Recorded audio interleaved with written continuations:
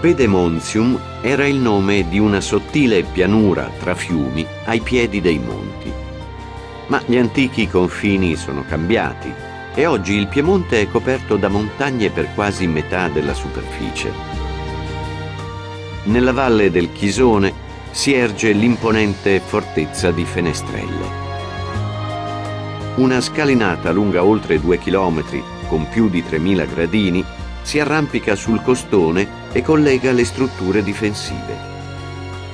Costruita per proteggere il limite occidentale dello Stato dei Savoia, ricorda lo storico ruolo di confine della zona, teatro di battaglie come quella che si consumò nel 1747 sul colle della Sietta. L'esercito franco-spagnolo si dirigeva verso Torino, ma anche se in numero nettamente inferiore, le truppe piemontesi riuscirono a respingere l'attacco.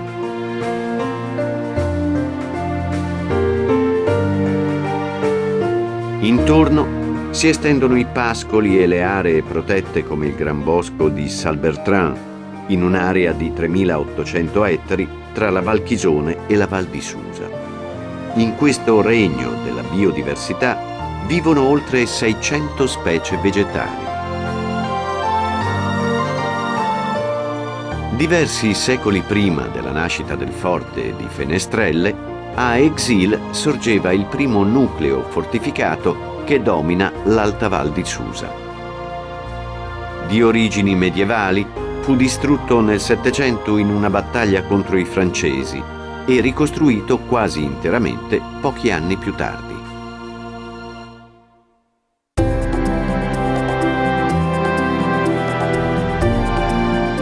Quella di Susa è una delle principali valli alpine ed è stata il palcoscenico delle Olimpiadi invernali del 2006.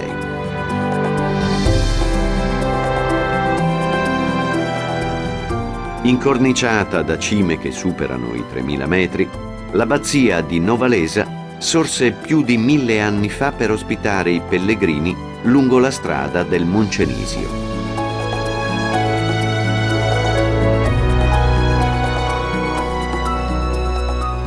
Da questa storica via di collegamento tra la Francia e la pianura padana passò anche Carlo Magno e già secoli prima i Romani avevano fondato una città in posizione strategica.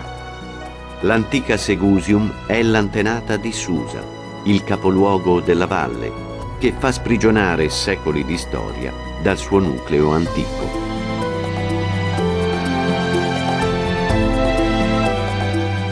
La città è nata e cresciuta sulle due rive della Dora Riparia, dove sfilano le testimonianze architettoniche del Medioevo.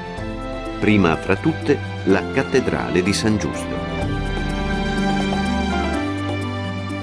Maestosa tanto da fuori quanto all'interno, la cattedrale è custode di importanti opere d'arte.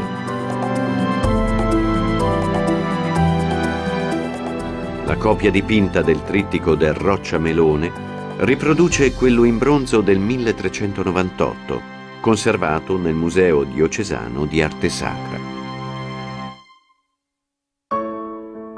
Le sue sale ripercorrono attraverso dipinti e oggetti sacri il lato religioso della storia di Susa e della valle. Una storia che con l'arco di Augusto rivela la fondazione romana. Il fregio, scolpito a basso rilievo, ha più di 2000 anni. 2 secoli più tardi, i Romani cinsero la città con mura difensive, protette da torri.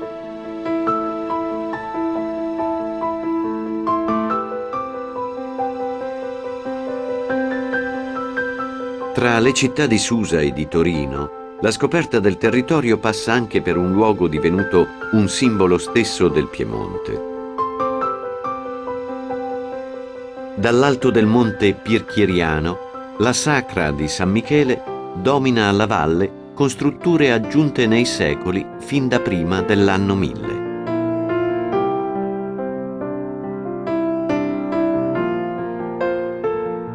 L'aspetto imponente è quello di un castello, ma l'edificio sorse come luogo di culto sui resti di un tempio. Superate le fortificazioni dell'abbazia benedettina, la salita alla chiesa passa per lo scalone dei morti. Nelle pareti, infatti, venivano seppelliti i monaci defunti.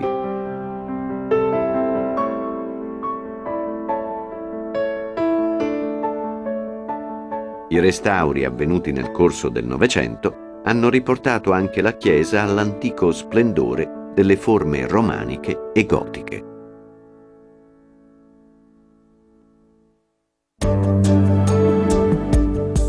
La Sacra di San Michele è parte integrante del paesaggio di montagna che incornicia la Val di Susa.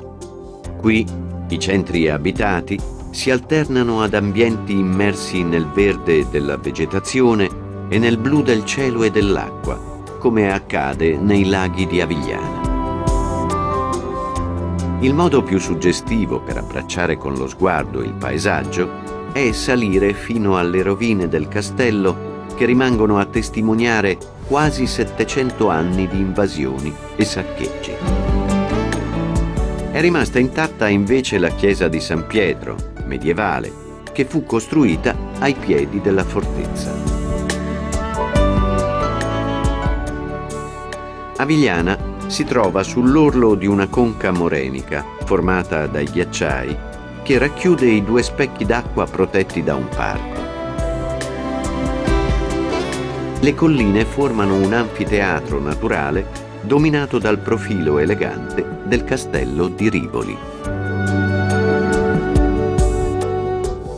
I Savoia lo trasformarono in una reggia seicentesca che però rimase in parte incompiuta. Valorizzato dal restauro delle sale, il castello è oggi un luogo privilegiato per l'arte contemporanea e una delle numerose residenze sabaude che si incontrano alle porte della città.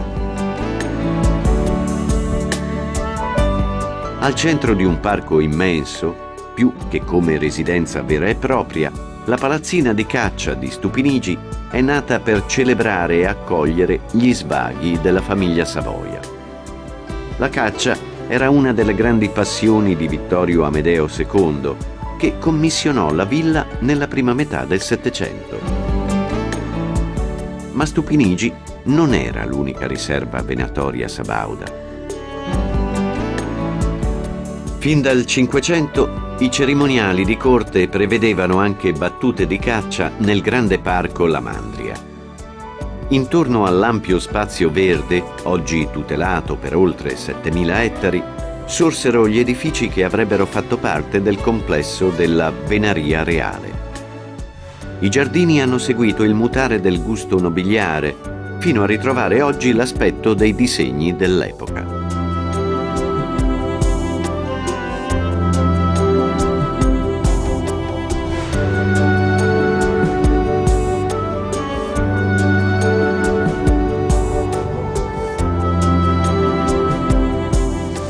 Dopo il restauro della Venaria Reale, inaugurata nel 2007, l'eleganza torna a vivere nelle sale sontuose come la Galleria Grande o di Diana, un capolavoro architettonico progettato per collegare la reggia alle scuderie.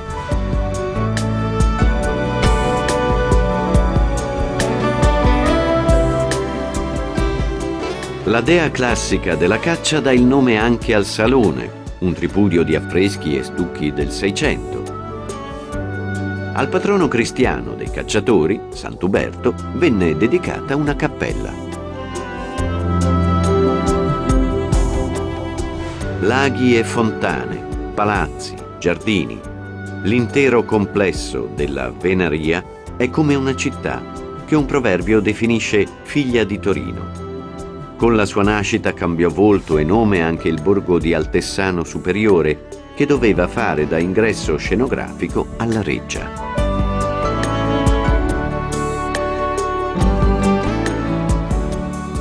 Ma nel settembre 1706 non c'era tempo da perdere. Dalla collina di Superga, Vittorio Amedeo II scrutava le truppe francesi che assediavano Torino. La costruzione della Basilica di Superga celebrò la vittoria piemontese.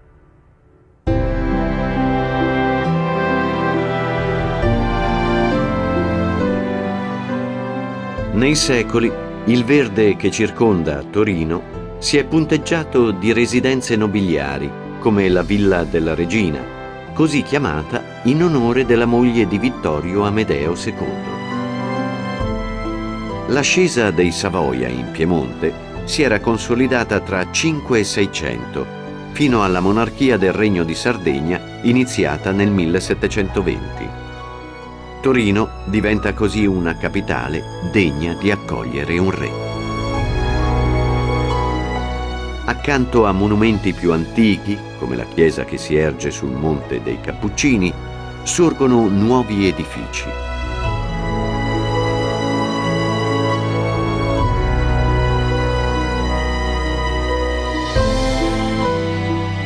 Ai suoi piedi, la chiesa della Gran Madre di Dio celebrò il ritorno del re Vittorio Emanuele I dopo il dominio di Napoleone. Le statue allegoriche della fede e della religione anticipano l'ingresso in uno dei luoghi di culto più celebri della città. Con le forme inconfondibili che richiamano un tempio, a renderla più misteriosa contribuiscono numerose credenze che vanno al di là della religione per sfociare nella magia.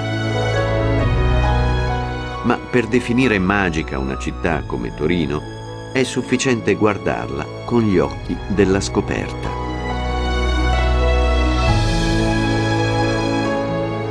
Con una superficie pari a quella di almeno 4 campi da calcio, Piazza Vittorio Veneto è una delle più grandi in Europa.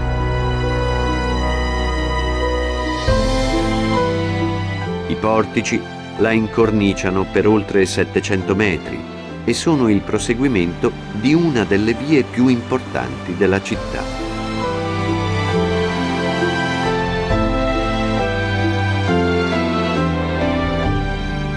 Dalla fine del Seicento, Via Po corre dritta e uniforme fino a Piazza Castello, dove si erge l'erede di un'antica fortezza medievale, l'attuale Palazzo Madama.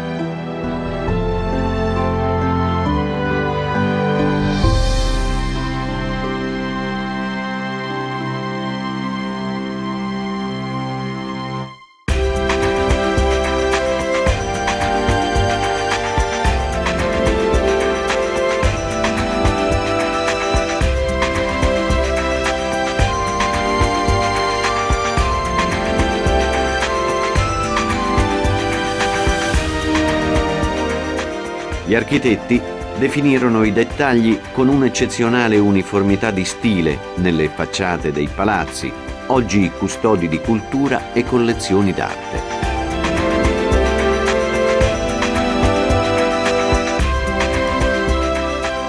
Piazza Castello è uno dei migliori salotti di Torino, un luogo privilegiato dove darsi appuntamento per continuare a scoprire la città.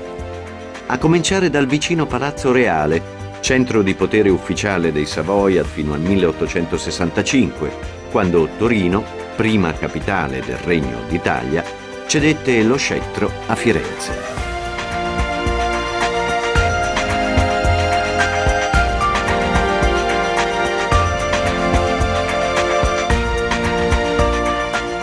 Le storie di Torino si sono intrecciate spesso al tavolo di un caffè. Si narra anche di un brindisi con il vermouth tra il re e Garibaldi.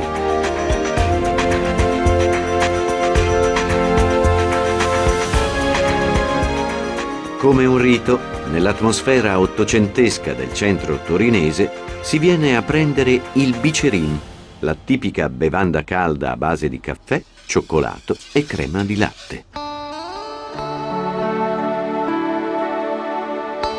La nascita del bicerin avvenne proprio in questo locale, diciamo 1763, alla fondazione di questo caffè. Tra caffè storici e aree verdi, Torino conserva e rinnova un'infinità di spazi dove concedersi una pausa, così come erano soliti fare i nobili ai giardini reali.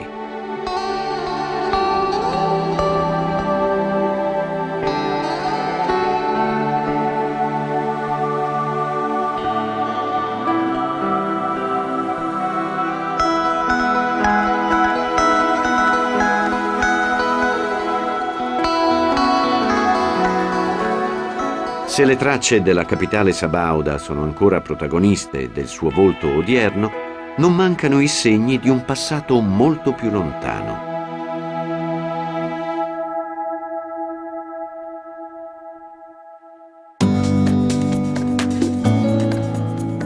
Esempio emblematico sono le porte palatine, che nel periodo romano segnavano l'ingresso a nord nel quadrilatero di mura cittadine.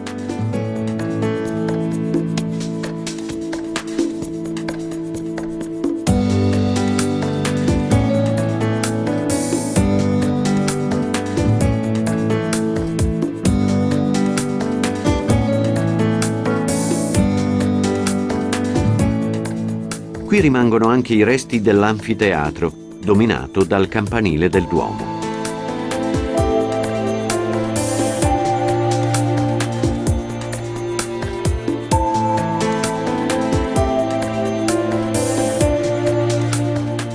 Una visita a Torino non può fare a meno del suo simbolo più celebre.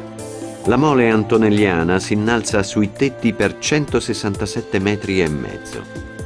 Nel 1889, quando fu completata, era l'edificio in muratura più alto d'Europa.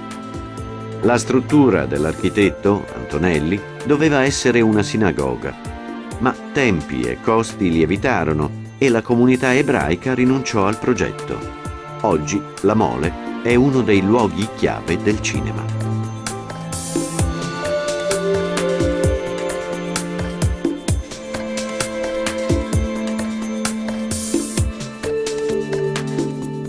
Il rapporto fra Torino e la storia del cinema è sempre stato un rapporto molto forte, con un rapporto di grande identificazione culturale oltre che industriale e artistica.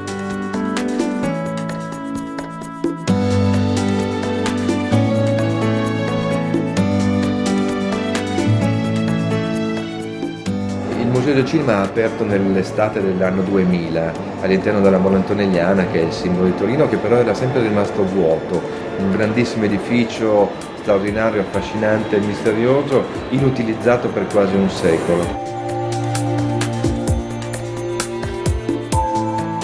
Il museo cerca di raccontare da un certo punto di vista la storia del cinema, ma soprattutto di restituire il fascino, la magia, le emozioni del cinema, che sono quelle che abitualmente si provano all'interno di una sala cinematografica quando viene proiettato un film.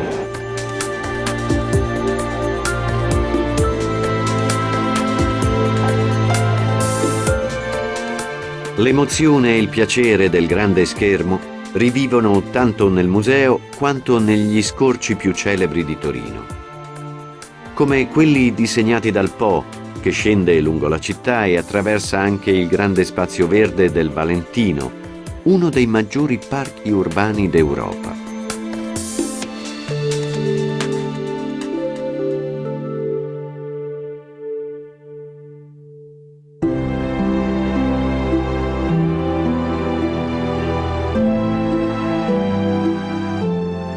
L'ipotesi più romantica vuole che il parco derivi il nome proprio dal patrono degli innamorati. In fondo qui il romanticismo ha sempre abitato, tra fontane e architetture monumentali, immerse tra piante e fiori.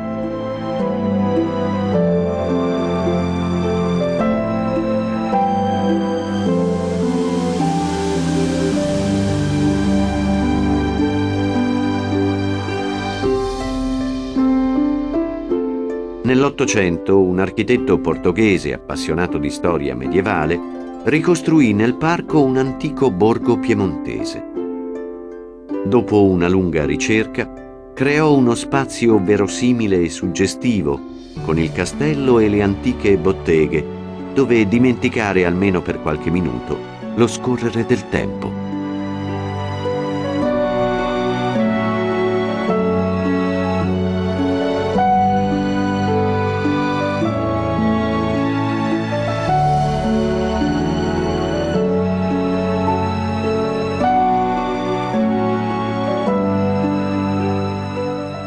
Se il borgo medievale è frutto di una finzione ottocentesca, la storia dell'Unità d'Italia è reale in molti luoghi, come a Palazzo Carignano, sede del Museo Nazionale del Risorgimento.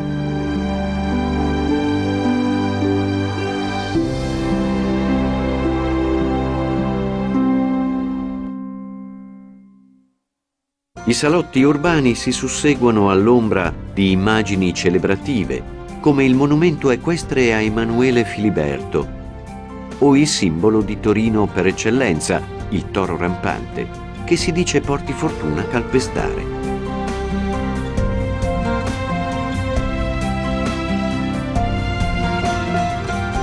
Ma fra tanti palazzi del centro, uniformi per ricerca estetica, Torino nasconde anche anfratti di storica popolarità. Se ne trova un assaggio ogni sabato tra le bancarelle dei mercati come il Balloon, regno fin dall'Ottocento di venditori e rigattieri.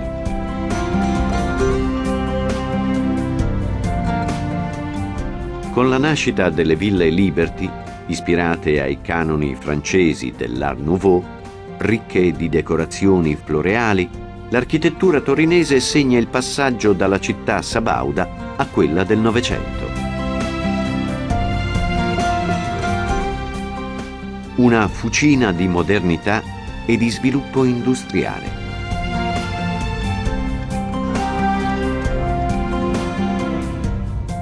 Emblema della sua crescita economica è il Lingotto, nato all'inizio del XX secolo per accogliere gli stabilimenti della Fiat, la casa automobilistica che del Novecento torinese è protagonista e simbolo. Oggi il Lingotto è uno spazio culturale ridisegnato dall'architetto Renzo Piano.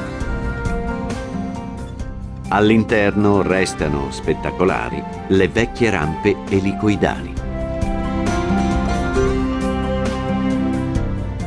La sala conferenze è una sfera sospesa a 40 metri dal suolo, un connubio d'arte e architettura che si ritrova anche in altri angoli della città. A nuovo millennio ormai iniziato, nuove opere e sculture contribuiscono a disegnare il volto contemporaneo di Torino. Tutti segni dell'onda di rinnovamento portata dalle Olimpiadi invernali del 2006, che hanno acceso i riflettori sulla città in tutto il mondo.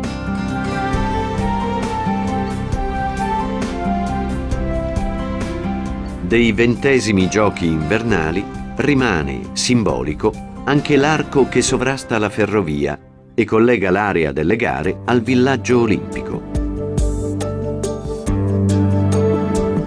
Per l'occasione, il nuovo complesso di edifici ospitò 2.500 persone tra staff e atleti.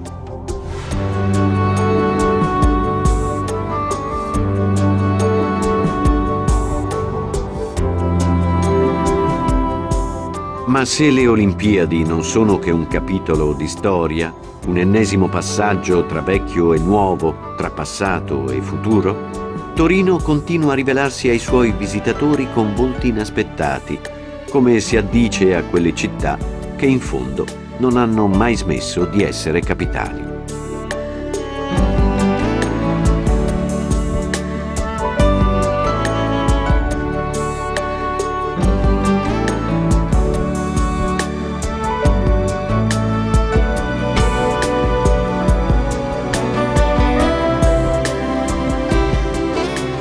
La città rimane alle spalle così come nei viaggi dei nobili di Casa Savoia che soggiornavano nel castello di Racconigi, trasformato in una lussuosa residenza barocca.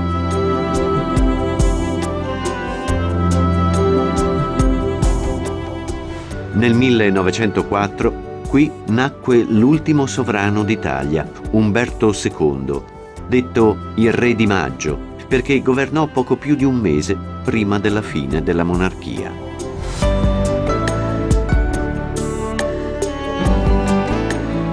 Il castello di Racconigi testimonia che le residenze sabaude scandiscono tanto il territorio intorno e dentro Torino quanto il Basso Piemonte, una regione di borghi medievali e di itinerari gastronomici, tutti da scoprire.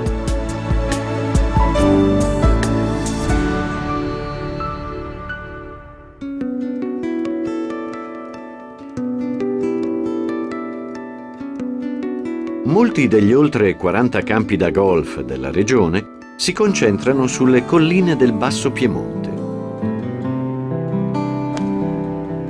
Colline oggi regno di strategie di gioco, ieri di strategie militari per contendersi il controllo sul territorio.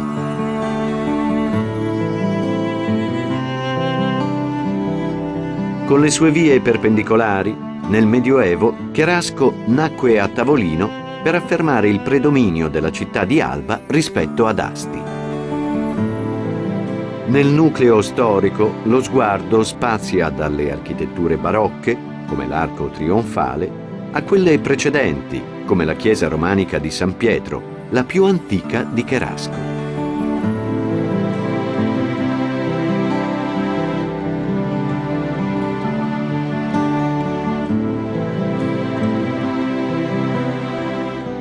Sui tetti svetta la cupola ottagonale di un'altra chiesa, barocca, considerata una delle maggiori per dimensioni del Piemonte. Il castello del Trecento è una delle eredità lasciate dal governo dei Visconti. Ai piedi della terrazza fluviale che accoglie il paese, i campi coltivati sono un segno distintivo del paesaggio delle Langhe. Un territorio abitato già in antichità, come dimostrano le origini romane di Pollenzo. Del castello rimane la torre medievale, mentre la crescita dell'abitato, tra chiese e palazzi, ha lasciato visibile la forma dell'antico anfiteatro.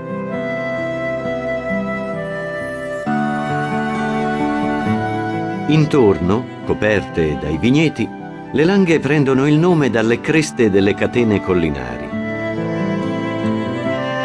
Le alture hanno offerto una posizione strategica per la nascita di centri medievali. L'abitato di La Morra supera i 500 metri di altitudine. Da qui derivano i documenti scritti che attestano fin dal 400 la coltivazione del vitigno Nebbiolo.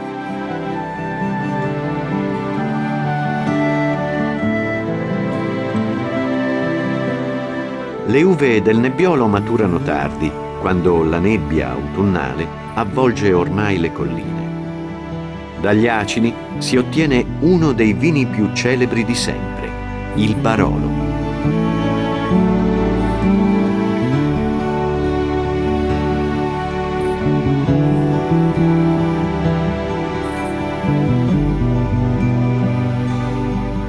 Le sale del castello medievale, che per secoli hanno ospitato la dinastia dei Falletti, sono narratrici della tradizione vitivinicola del territorio e raccontano la storia della nascita del Barolo e del suo successo. Si narra che il primo Barolo, così come lo conosciamo oggi, risalga alla metà del 1800 grazie all'intervento molto importante della marchesa Juliette Colbert Falletti. Giunta in Italia ha immediatamente capito che fra la sua zona di origine, la Francia, e queste colline di Langa ci potesse essere un nesso, in qualche modo un collegamento, e così ha iniziato a produrre un vino che peraltro è sempre esistito in questa zona come base Nebbiolo, ma lo ha prodotto in modo leggermente più moderno, alla francese appunto, vinificato innanzitutto in secco, quindi meno dolce, e poi invecchiato. Il Barolo è un vino austero ed è per questo che viene considerato il re dei vini. È un vino importante, un vino nobile ed è un vino che si manifesta in un'ampiezza di colori molto particolari e soprattutto in una varietà, in una molteplicità di profumi.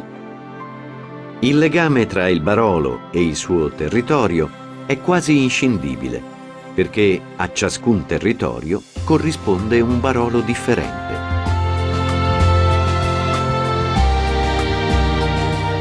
Non lontano da Barolo, un altro castello dei conti Falletti, stretto e alto, rende inconfondibile il profilo di Serralunga d'Alba.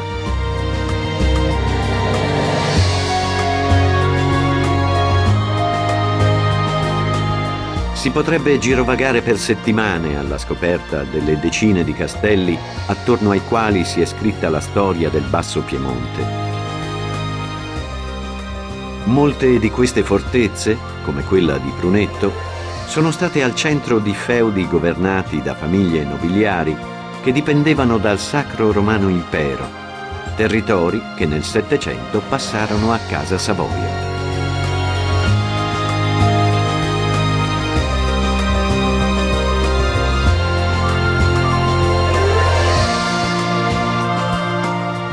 Capoluogo delle Langhe e maggiore centro della provincia dopo Cuneo, la città di Alba racchiude una storia iniziata già prima che i Romani fondassero il municipio di Alba Pompeia.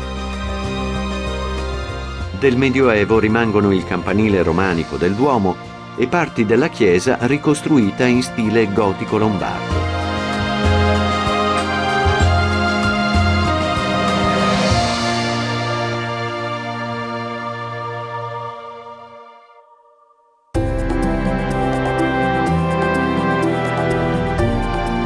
Ma oltre alla ricchezza del centro storico, Alba è nota a livello internazionale per i suoi primati gastronomici.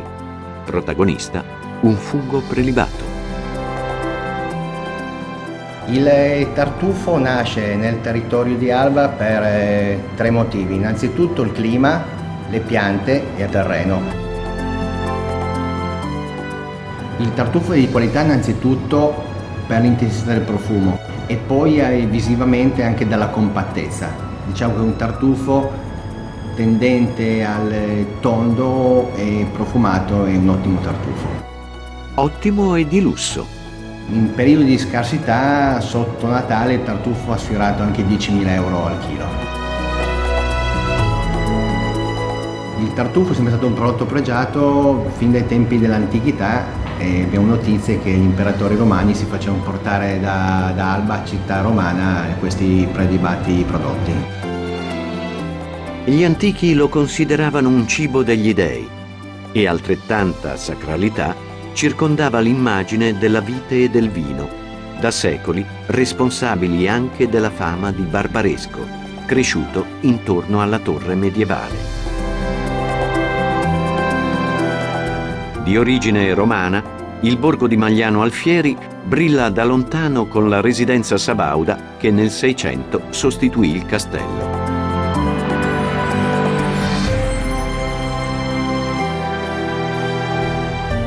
Il nome di Magliano Alfieri deriva dal potere della ricca casata di Asti, cui appartiene anche il celebre letterato Vittorio Alfieri, nato qui nel 1749.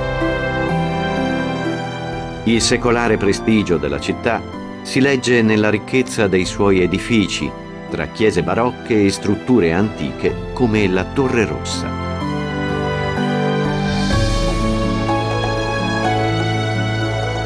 Il colore del mattone ritorna anche nel Duomo di Asti, considerato uno dei maggiori esempi piemontesi di architettura gotica.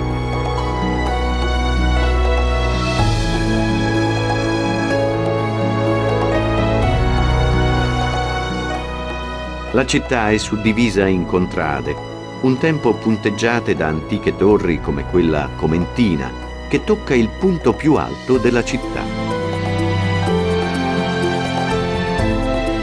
Le contrade si sfidavano in una competizione che si ripete ancora oggi ogni anno.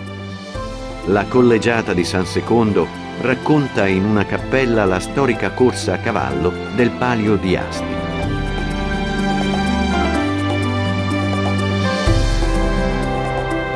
Palio è infatti il nome degli stendardi destinati alle contrade vincitrici della gara, che fin dal Medioevo celebrava il patrono San Secondo.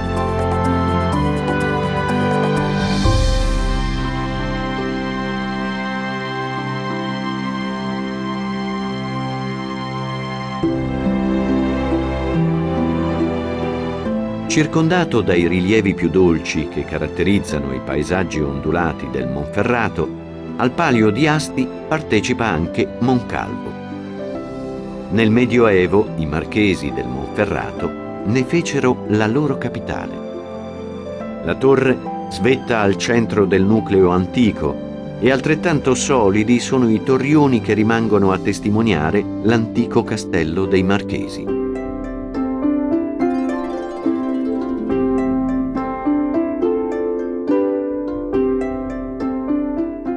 Al Medioevo risale anche l'inizio della costruzione del vicino santuario del Sacro Monte di Crea.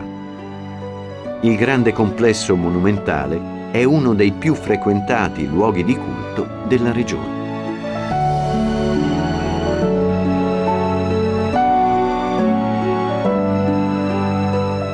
Il territorio di Vercelli si specchia da sempre nelle risaie. Per capire il segreto della qualità del riso locale, di qui passò alla fine del Settecento il futuro presidente degli Stati Uniti Thomas Jefferson. Forse, nella sua ricerca tecnica e commerciale, riuscì a trovare il tempo per vedere con i suoi occhi i segni del prestigio della città. Un prestigio testimoniato anche da importanti luoghi di culto come la cattedrale e dal maggiore monumento della città, la Basilica di Sant'Andrea.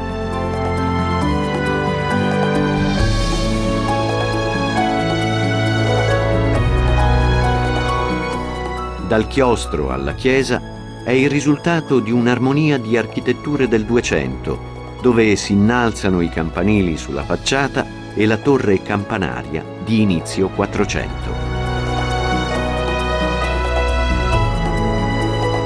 Prima dell'anno 1000, di Vercelli parlò anche il vescovo di Canterbury, Sigerico, in pellegrinaggio verso Roma lungo la via Francigena.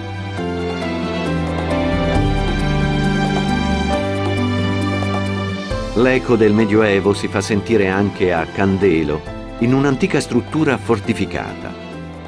Il Ricetto è uno tra i meglio conservati del Piemonte.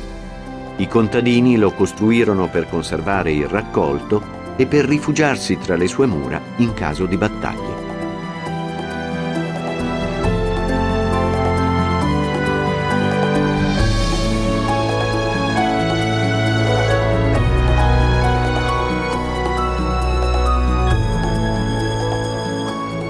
Più a nord, la pianura lascia il posto ai rilievi del territorio di Biella. Alto sulla città, spicca uno dei motivi che hanno reso celebre questa zona. È il santuario di Oropa, uno dei più antichi luoghi d'Occidente dedicati al culto della Madonna, meta di pellegrinaggi fin dal XIII secolo.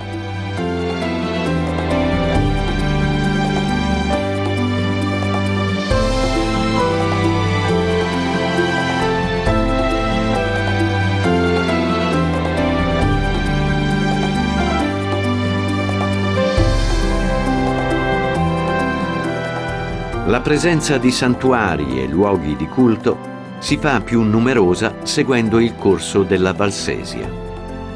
Il fiume Sesia si allunga dalle Alpi per 138 km, attraversando aree protette e centri abitati. Nel 200 Varallo divenne capitale della comunità valsesiana e 2 secoli più tardi un frate francescano fondò qui un santuario che raccontasse la Terra Santa ai pellegrini che non potevano recarsi di persona nei luoghi della vita di Cristo. Sul Sacro Monte di Varallo, alla Basilica dell'Assunta lavorò per 20 anni l'artista locale Gaudenzio Ferrari, che la decorò con una serie di 140 statue di terracotta.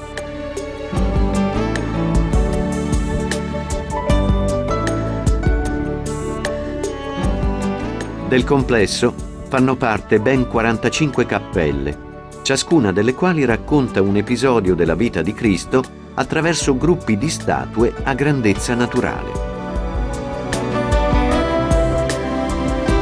Ispirate al realismo, queste opere vogliono raccontare con semplicità le sacre scritture. L'obiettivo era didattico più che estetico. Una sorta di rappresentazione teatrale per il popolo cristallizzata nel tempo.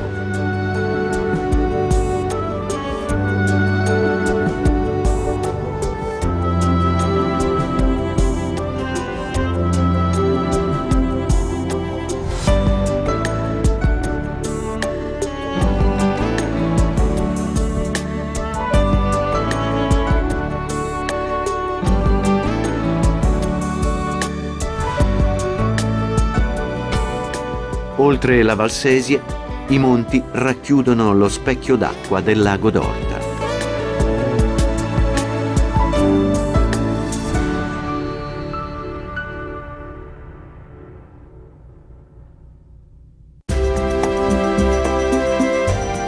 Nell'acqua si protende la penisola che accoglie Orta San Giulio.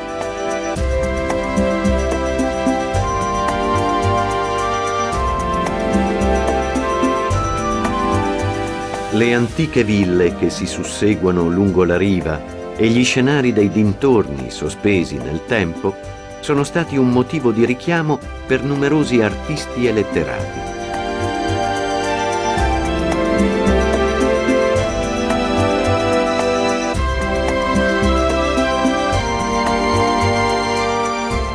Il francese Honoré de Balzac scrisse del fascino poetico e melodioso che circonda l'atmosfera del lago d'Orta e della sua isola civettuola e semplice che si staglia su acque calmissime. Qui si conservano le spoglie di San Giulio che, secondo la tradizione, fondò la basilica 1700 anni fa.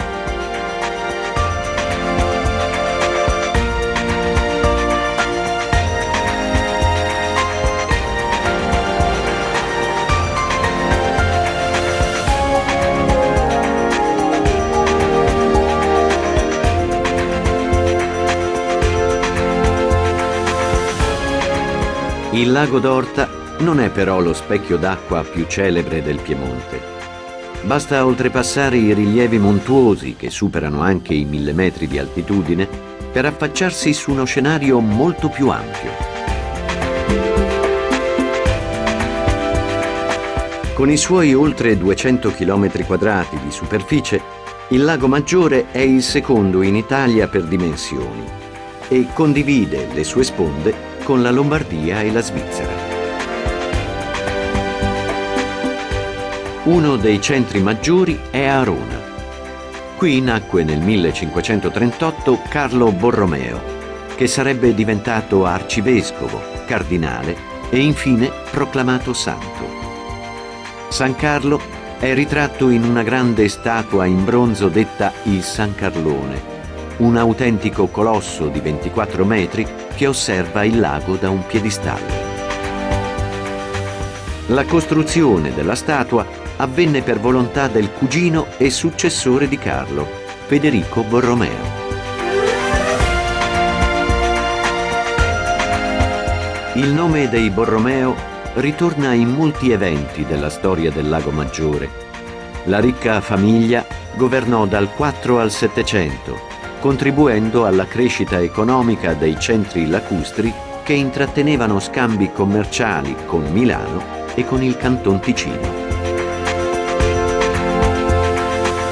Della signoria dei Borromeo faceva parte anche Stresa.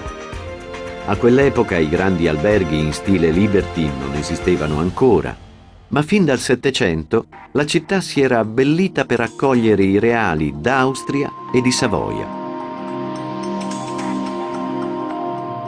La villeggiatura di lusso era favorita anche dallo scenario delle isole nel Golfo Borromeo.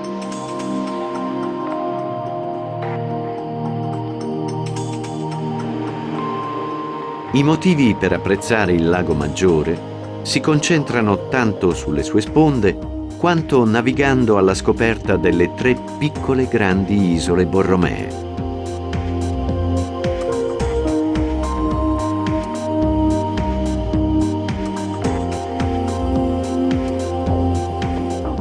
Sulle terre che emergono dall'acqua sfilano le dimore nobiliari e i giardini dell'Isola Madre e dell'Isola Bella. A questi autentici musei a cielo aperto si affiancano le atmosfere d'altri tempi dell'Isola dei Pescatori.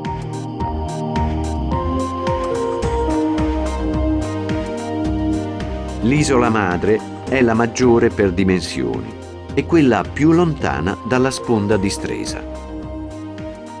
Attorno alla residenza settecentesca dei Borromeo si stende il grande giardino botanico che accoglie centinaia di piante rare e fiori esotici.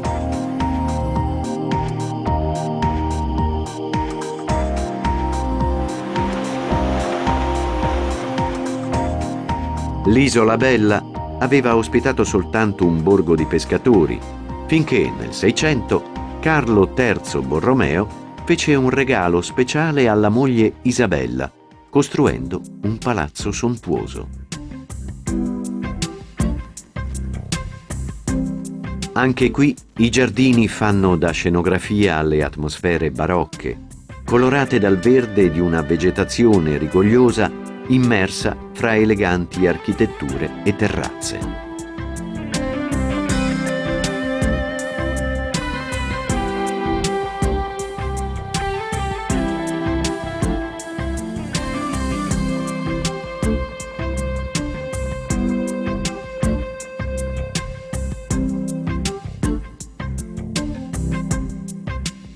Per gli abitanti non restava che l'isola superiore, detta dei pescatori, per l'attività principale attorno alla quale si è sviluppato il borgo.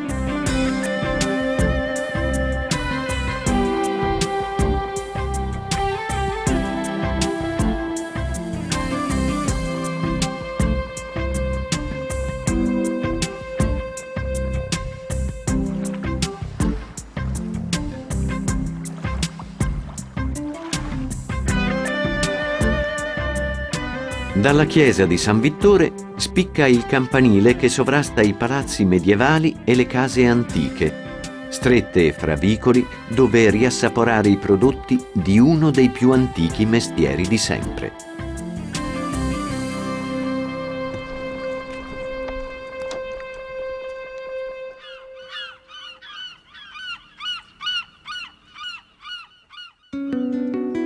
Le barche punteggiano anche il lungolago di Verbania. La città è nata dall'unione di due abitati, Pallanza e Intra, ed è oggi il centro amministrativo dell'area piemontese del lago.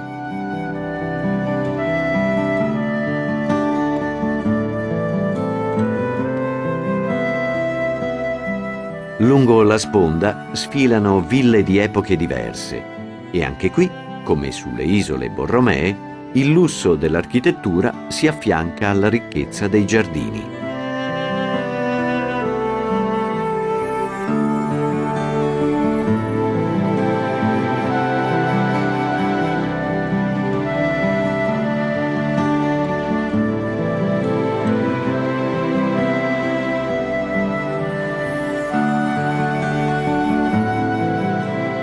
Eccentriche, originali, nascoste da sguardi indiscreti, le residenze ricordano i fasti dell'epoca in cui il lago era una meta d'élite per la villeggiatura. Alcuni se ne sono innamorati fino a trasferirsi qui a tempo pieno. È il caso di Villa Taranto e di un arciere della regina d'Inghilterra, il capitano Neil McEachern, che nel 1930 fu incuriosito dall'annuncio di una villa in vendita.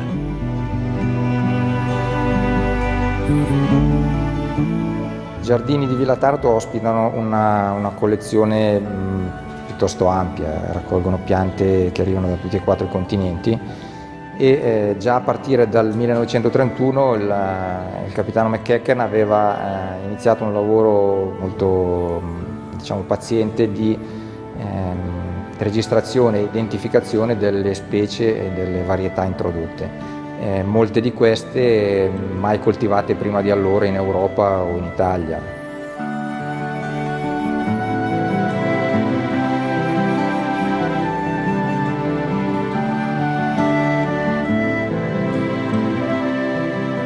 Ancora oggi, il valore intrinseco dei grandi giardini del Lago Maggiore è quello di conservare le specie originarie indipendentemente dalle mode e dal mercato.